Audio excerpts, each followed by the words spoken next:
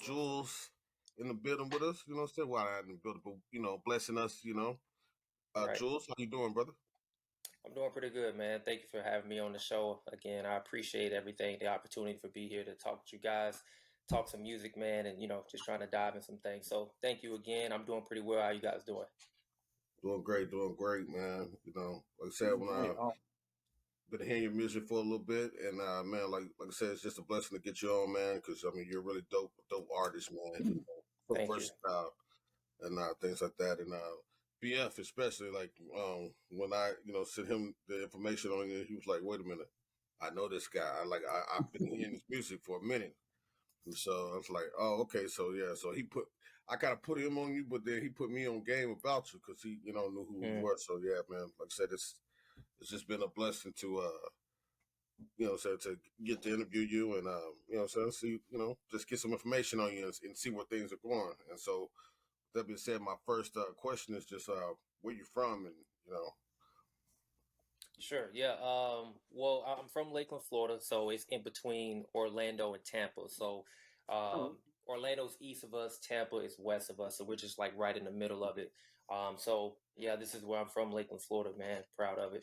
all right, all right, all right. oh, And then like, how did you like coming up? Like, who's your influence? Like, how did you, fall in love with hip hop and want to be an MC? Like, where did that come from? Who inspired Gotcha. Well, I remember I've always been kind of a creative. When I was young, I used to always just try to dabble into creating my own things, and so music just kind of took an interest to me. My dad was a really big music head. I remember growing up, he'll be playing old school music throughout the house, and so I've always grown up on a lot of really soulful classic music. So I kind of took a liking to it from my father. And then as I was growing up, I had a few friends that came around. They were actually friends of my older brother, and they were actually making music. And since I had a background of already trying to be creative, like I would do things like playing with Hot Wheels. If I would buy the tracks, I would try to create my own tracks. You know what I mean? So I always kind of had like a creative mind. And yeah, they would come around and they rap, and they were like in high school or something like that, and I was like in middle school. And you? I just saw that they were making all these songs. I was like, man, this is really cool. And so they kind of taught me the ropes on how to rap. And then when I got into it, some of the guys who were teaching me how to rap, they were kind of into like up north type rap, like Nas and a few of the other guys, that, Jay, and of course.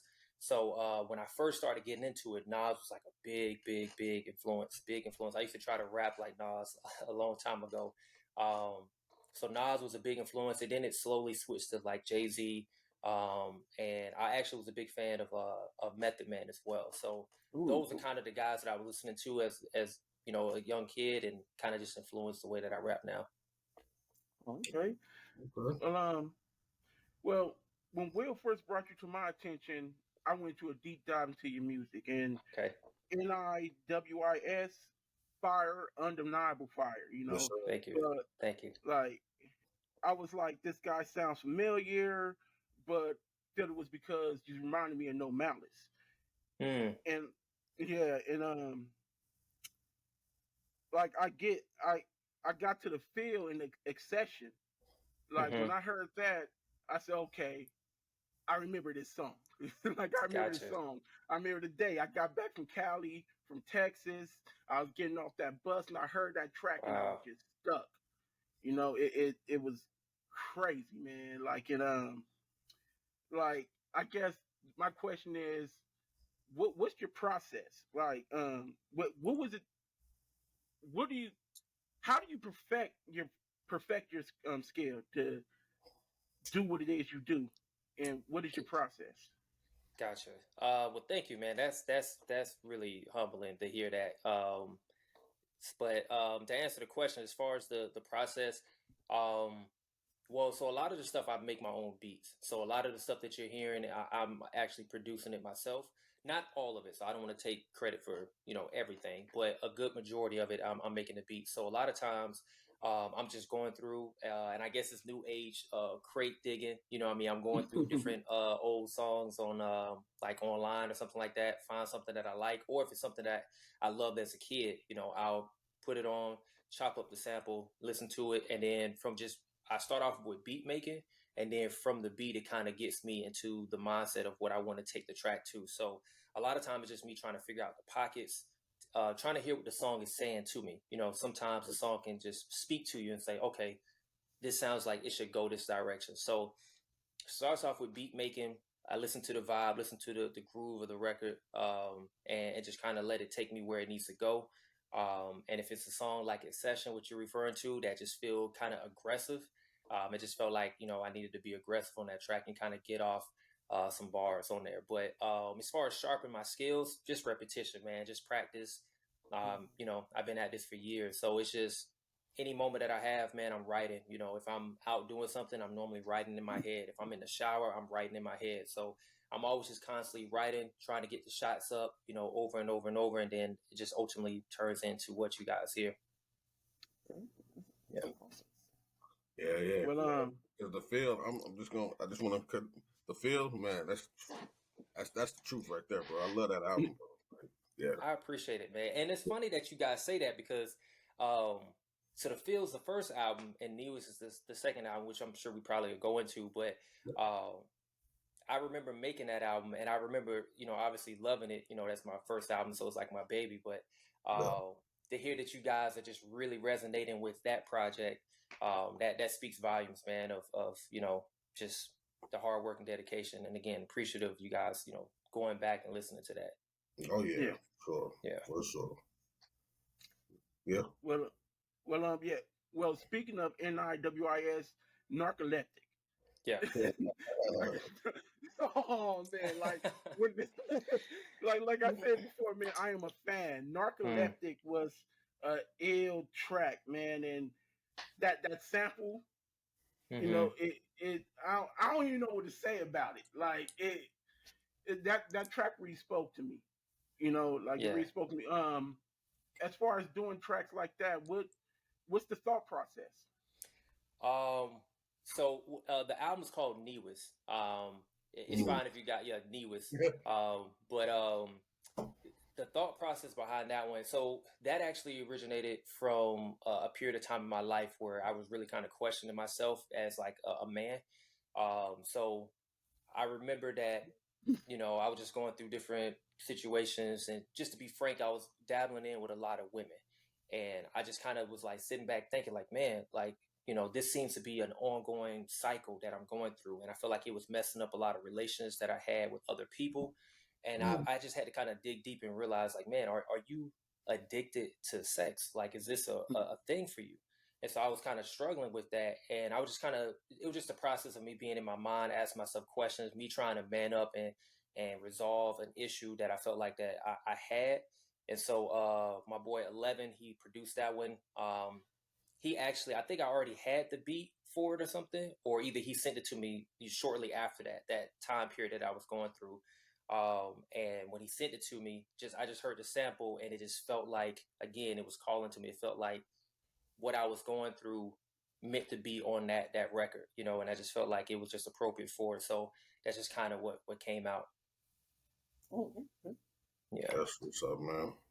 Yeah. And then like, man, I was like going through like the bars for bars freestyle, bro. Them hard, man. Like, just man, it's crazy. Got to keep it going with it. But I just want to ask you because I know you're an independent artist, and I've been saying it for a while now.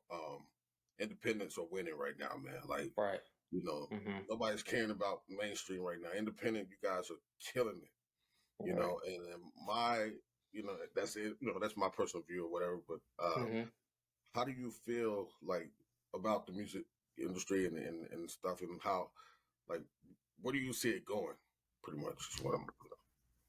Well, I think we're in the midst of it now. Just like you said, I think independence is really growing, and I remember it was a shift that took place. I don't want to be incorrect on this thinking, but I felt like personally, I felt the shift around with Nip. When Nipsey was kind of really talking about independence, and he was talking about some of the plays and things that he was doing to help grow that space. And I just remember feeling like, man, this feels different than what we're accustomed to, and I think honestly that's the future. I think people are going to take more ownership of their art. They're going to find new and unique ways to get the art out to people, kind of cutting out the middleman and just being able to speak directly to, the fans, and the people who support them. Lil Russell's a big, advocate of that. You know what I mean? So he's doing it on a incredible level. Yes, sir. Yeah, man, I think that's kind of going to be the new thing. I think people are going to start realizing that, hey, we can do this without the labels. We can do this without the big push and backing of these companies and things like that. Now with, the internet and the electronics and things that we have now, you can pretty much, create, mix and master and put out a whole album, from your home, you know what I mean? And you got distros that can get your stuff out there to all the platforms. So I think that's going to be the wave. And I just think that it's going to be new, creative, innovative, different ways to get the art to the people. And I think that's going to be the game coming up. How can we find new ways to allow people to experience this work that we're putting out? Yeah, I understand. Yeah. Also, being that, we got this new generation of not generation, but this new art of AI music. How do you feel about that? Like,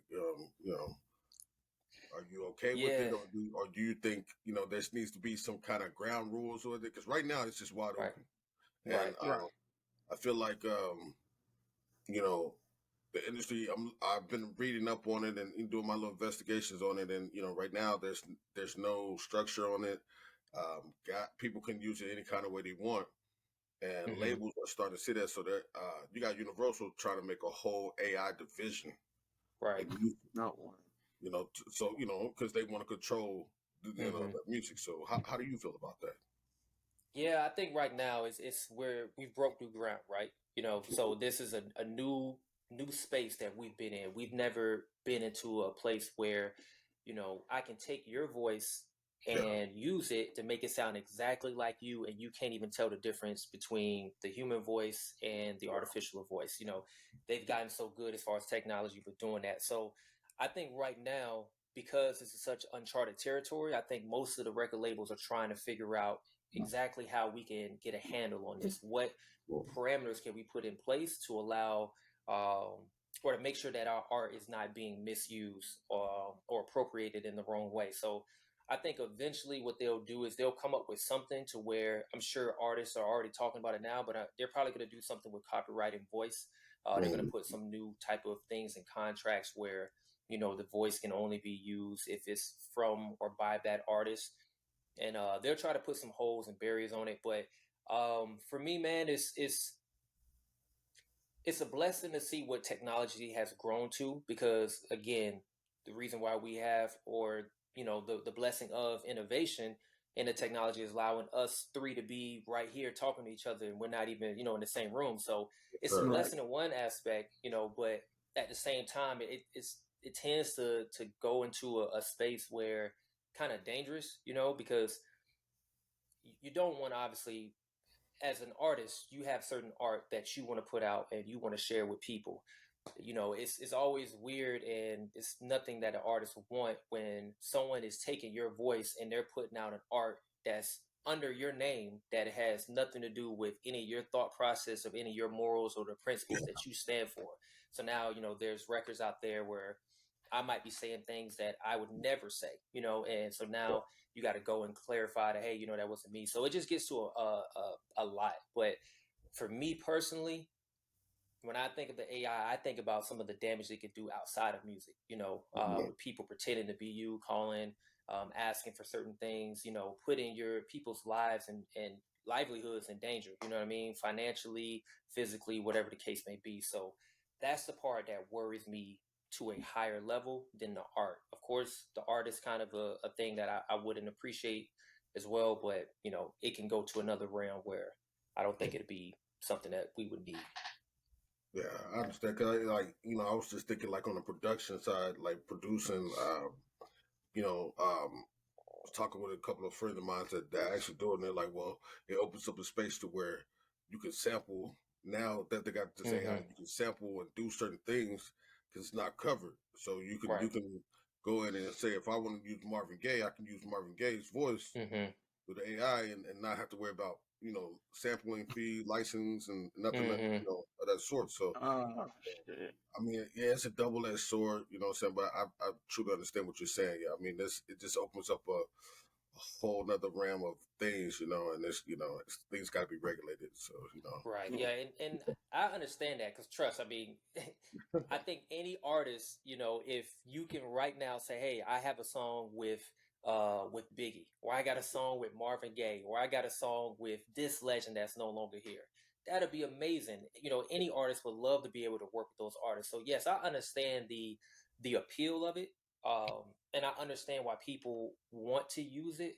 But at the same time, you know, it's also in a land of, hey, this is not the actual person. So it's like, again, you can have them saying and doing and, you know, anything that you want them to do. And, Right. you know, it's just using your voice that's not, you know, sanctioned. So it's a little strange at the same time too. So I think, again, I think they're going to get some holes on it. I don't think it will continue as freely as it is.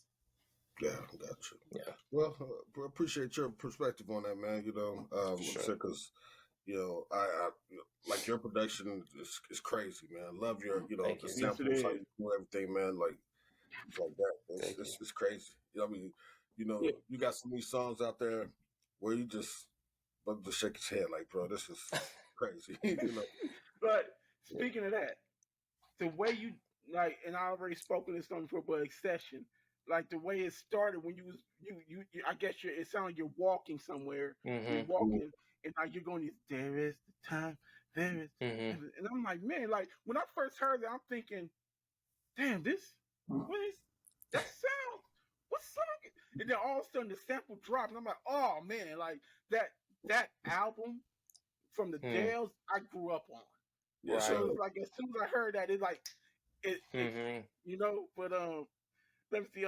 Narcoleptic in the Session is probably two of my favorite tracks from you right now. Okay. But Salvation, Mm. Yeah. that's on a whole nother level. Like that, Mm. like I don't know, that's just on a whole nother level. It's a powerful song, and for one, I just want to say thank you. Oh. You know, thank you for that. And was that an easy track to do? Because I could tell that it was already it was some stuff that was going on. I could hear it and tell Mm-hmm. there was some stuff that was going on. You had to put that on wax. So was that an easy hard track to do? For that one wasn't as hard. There are some tracks that were hard to write and kind of hard to record. For that one, it felt more like a kind of like a relief. You know, it was kind of like, man, I'm glad I can get this off. Um, for that one, I remember I sat down with my producer partner at the time. His name was King. He made the first half of the beat, and actually, yeah, he made the first half of the beat, and I remember he sent it to me one day, and I was like, "Yo, this is incredible." And so immediately when I got it, I just was like, "Man, this is something that's been on my mind that I got to get off." And then I helped produce the second half when the beat kind of switches a little bit. And there, you know, there was a time in my life where, you know, again, I was running around being a wild guy, and I was in South Carolina, and I remember I was there to see a friend, so I was there visiting her, and I remember I woke up I had a dream that the one night when I was there, and in a dream I just felt like, well, no, in the dream the world was ending, and I was like condemned, like I wasn't gonna make it to heaven, basically in the dream, and I just remember waking up and was like, man, and it kind of just like shook things for me, and then that's kind of where the second half of that record came from, was more so of those thoughts and those feelings for those. So ultimately it was a relief because I just felt like I needed to get that off and tell that story, and tell that side of things, and you know what I was processing at that time. So that one was, yeah, again, more of a relief to get off. It wasn't too much of a difficult thing. Yeah. All Okay, right. sounds good. And let me ask you, so what else is in store for you? You know, what do you got going next? You know, I mean, are you Mm-hmm. gonna be touring? Are you gonna be, you know, dropping another project? You know, what do you have in store? Yeah, so I was just talking with my team actually. We're trying to set up a tour. Right now we're kind of looking at the area, seeing where some of the the places that we can stop at maybe. So that's something that's in the works that we're hoping to do soon. Oh, So hopefully I could do something like that either later this year, maybe at the beginning of the year. Just depends on how we can kind of plan it out. But that's kind of up in the air. And then as far as music, I got another song that I plan on dropping. Should be within this month, oh, or next month. And then I got a project. So Ghost Stories. I don't know if you guys have checked it out before, but Ghost Stories is kind of my ode to horror films. That's like my horror films are my favorite genre. So I just thought it'd be kind of cool to flip some of the themes for those. I never really heard anyone do something like that. So oh, that's something that I actually continue to do every year. So the first one came out last year. This year will be Ghost Stories 2. I think you guys are the first one I've told this to, so this is like a scoop for you guys. okay. Yeah, so Ghost Stories 2 should be out this year. That's the next thing.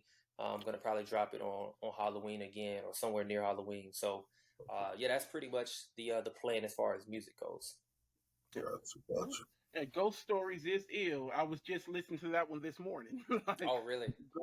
Ghost Stories is ill. I like that one. I Yeah, like that one. appreciate it, That's man. pretty dope. Yeah, Well, I gotta yeah. say, man, if you do decide to go on tour and stuff, man, make sure you stop here in Austin, Texas, man, because Man, Gotcha. you buzzing right now in Austin. I'm just letting you know, like a lot of people been on you, man. Like I've been telling everybody, and they're like, oh yeah, and they listening to you, like so Thank you. getting a lot of love here in Austin, man. So if you ever get a Thank chance you, to make man. it out here, this is the live music capital, so you know you Got definitely you. Yeah, well received here. for I was sure. gonna say Thank you that's for that. Yes, like sir. Austin is the place to be music wise, man. Like Mm, people want to say it's out here in Cali, but no, Austin is the place to be. mm. Yeah. Yeah, for sure. No, I definitely plan on Texas for sure. Like that. That's like a no brainer. That's one of the places that I definitely want to stop at. Thank you for sharing the music and getting it out to the people like that, man. That means Oh the yeah. world. So Yeah, yeah. man. Like I said, I've been saying y'all boys, on the independent side, just it's Mm, crazy. Way way more talented. I mean, just it's good music. I mean, just positive music. Say real music. mm. Like I said, we always say on here, you don't have to be a serial killer. Like Right. some of these young boys think that you have to be. So Right. just letting other people like my nephews, young and the youngsters hear you and hear some of the other guys, man. Like y'all are great, man, and big Thank influences you. on the you coming up. So try to I'm one of the people just like, hey, it's okay to hear the gangster and all this stuff, but that ain't that ain't all it is. You know what I'm saying? Right. Yeah, you You hear need a Right. good balance. well, Right. Right. Right. yes, I agree. I second that. There's times where I'm in my bag, and I might listen to some other stuff, but yeah, yeah, I think it's appropriate to have a good balance. And yeah, man, I want to bring something to the table, man, that where people can listen to. It doesn't have to be a certain setting. It's just, hey, I can listen to this whenever. Oh, yeah, this person's around me, I can't listen to. Like, no, I can just listen to this type of music, anything. So one thing I always say, man, medicine over mayhem. That's my main thing, man. Medicine over mayhem. So I just try to bring relatable music, man, something that you can listen to, identify with, and just enjoy. and that's the thing too. Like your projects, man. Like you could just turn it on, let the whole Yeah. album run. Thank And you. Yeah, you don't skip nothing. that's something that these people on top no dig at them, but like I mean you're listening to one or two songs and you skipping we skipping like Mm, crazy like all over. So yeah. you just put it in, what I'm saying, and let it play. So big shout Thank outs you. to you for that, man. What I'm saying, that Thank you. so creative Thank you. and making just good quality music, man. Thank you. Thank you. I appreciate that, man. Well, we ain't gonna hold you up too long, man. We appreciate you giving us the time, that you have and stuff. 'Cause I know you're busy, man, and everything. And like I said, once again, big shout outs. Thank you for joining our platform and everything. And I'm Will, and that's BF, and it's 16 and Beat. It's Long Live Jules. If y'all haven't heard of Sure. him, go check him out. What I'm saying? Very dope. He's dope on YouTube. Go to Spotify. All platforms, man. Very dope guy, man. What I'm saying? Very dope MC. So y'all check him out, man. Once again, like I say, peace, man. Thank you. Take care, guys.